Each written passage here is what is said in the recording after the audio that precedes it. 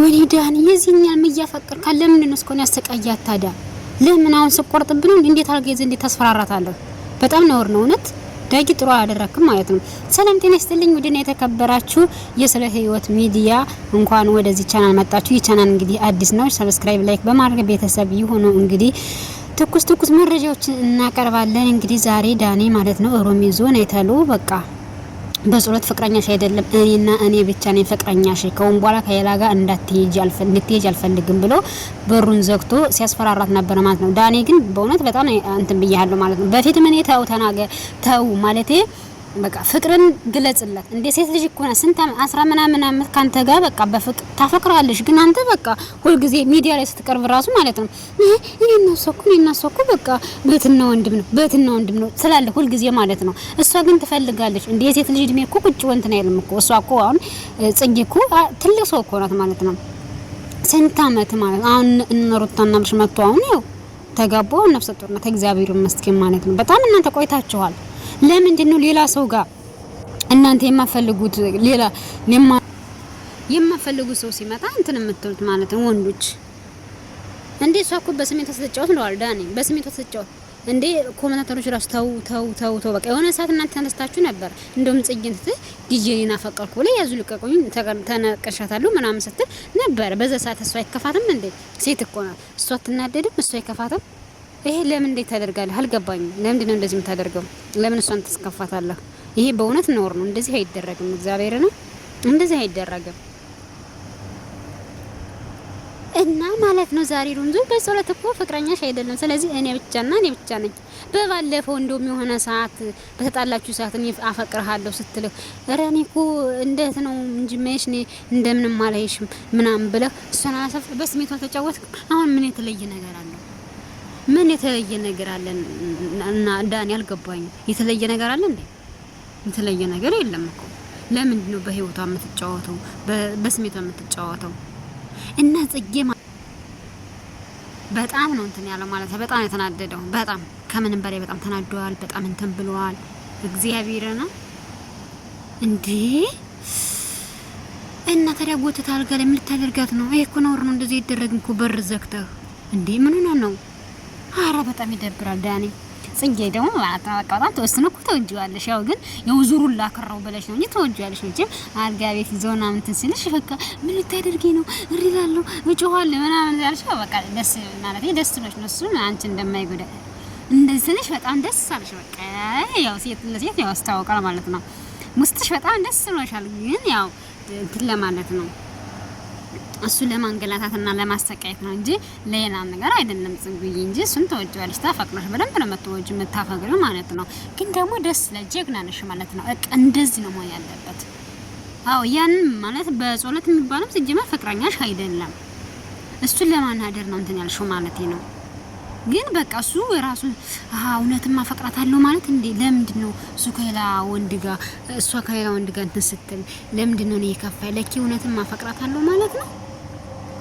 እውነትም እንትን እላታለሁ ማለት ነው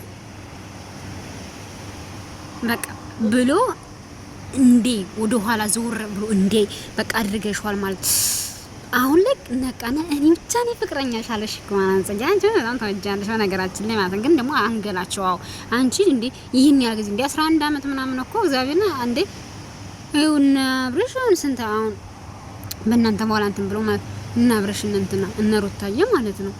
እንዴ አንቺ እኮ በስሜትሽ ነሽ ተጫወተው። ዛሬ እኔ ብቻ ነኝ ፍቅረኛሽ ሌላ ፍቅረኛ የለሽ እኔ በጣም አሳቂ ማለት ነው። ግን ደስ ብሎኛል ማለት ነው። ፍቅርን እንዴት እንደተረዳት ማለት ነው። ጎበዝ እንደዚህ ነው ማድረግ ያለባችሁ ሴቶች። ከጽጉ ተማሩ ማለት ነው። እንዴ በስሜቱ ተጫወተ። ዱቤ ራሱ መጥቶ ተው በቃ አንተ በሰው ሀገር ነው ያለው ከሌላ ሴት ጋር አትወጣ ከሆነ ወንበዴ ጋር አቀርቦ እሷን ለማናደድ የማያደርገው ነገር የለም። የማያደርገው ነገር ማለት ነው።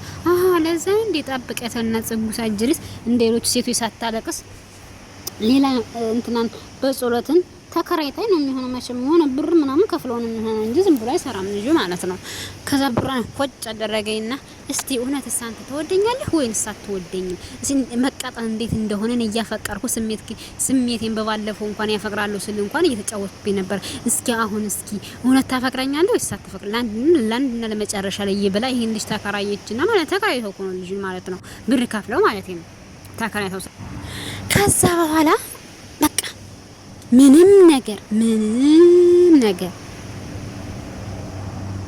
ነገር እንትን ሳትን ከዛ እሱ በቃ ወይኔ ጉዴ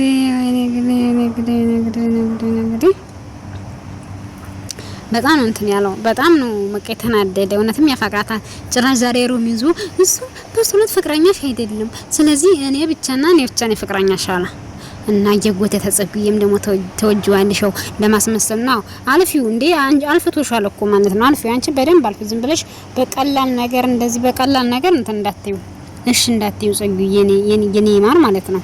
እሺ እንዳትዩ እሺ ማሬ።